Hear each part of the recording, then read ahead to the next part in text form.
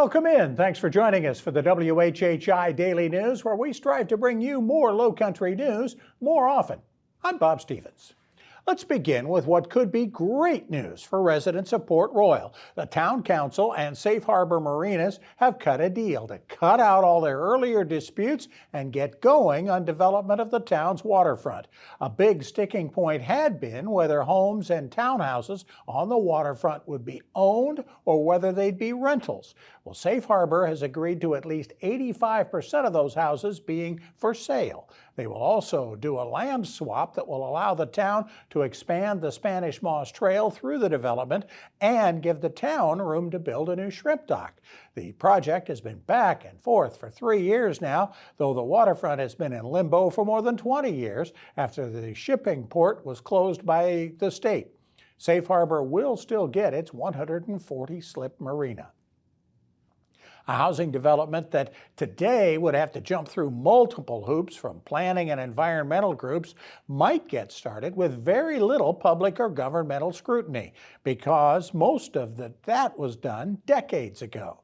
Cane Island, one of the last undeveloped sea islands in the Lowcountry, has plans being revealed now for a Palmetto Bluff-style housing tract with a combination of open acreage with very few homes, but also more concentrated housing on its waterfront.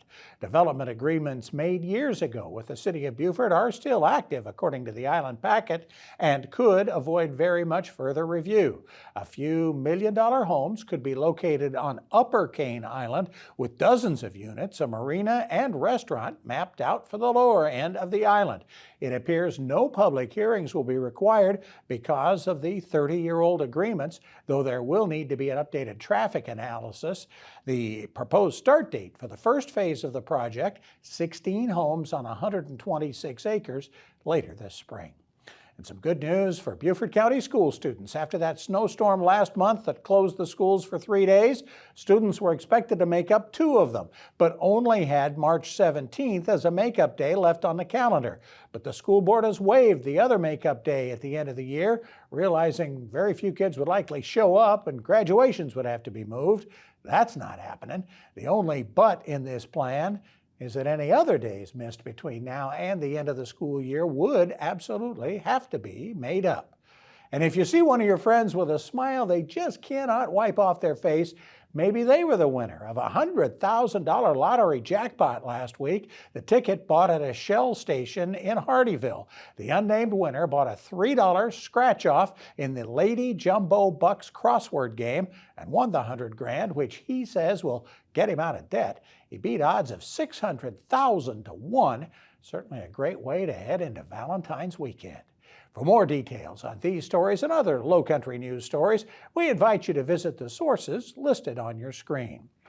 With the winter sports playoffs really getting serious now, Justin Jarrett has the latest in sports. Hey, it's time for Last Night in the Lowco on WHHI, powered by LowcoSports.com, the fastest 60 seconds in local sports. The brackets are set for the state wrestling championships, and a total of 67 Lowco Hammers punched their tickets. The Lowco will be well represented in the Class 4A brackets with 32 wrestlers qualifying from May River, Beaufort, Bluffton, Hilton Head, and Colleton County. The dual state champion Sharks had 12 qualifiers and 4 lower state champs to lead the charge. Battery Creek led all Lowco squads with 13 qualifiers at the Class 3A lower state meet at Aner. Bridges Prep will send 8 wrestlers to the Class 2A 1A finals, including a trio of champs. Hilton Head will send 4 girls to the state meet, along with 2 girls from May River and 1 from Beaufort. We have a full list of the qualifiers published over at LowcoSports.com. The South Carolina High School League basketball playoffs tip off tonight, and the USCB hoops teams are in action at USC Aiken. For Lowco Sports and WHHI, I'm Justin Jarrett. Until next time, go Lowco. Thanks, Justin. Still to come, we're going to talk with Senator Tom Davis about a tax break we're all going to be getting come the first of the month. We'll also meet a Rotarian who's been at it for 50 years. What has he got planned for the future? And we'll check in with Charlie Clark of the Hilton Head Bluffton Chamber of Commerce as they head into a very busy spring. Stay with us.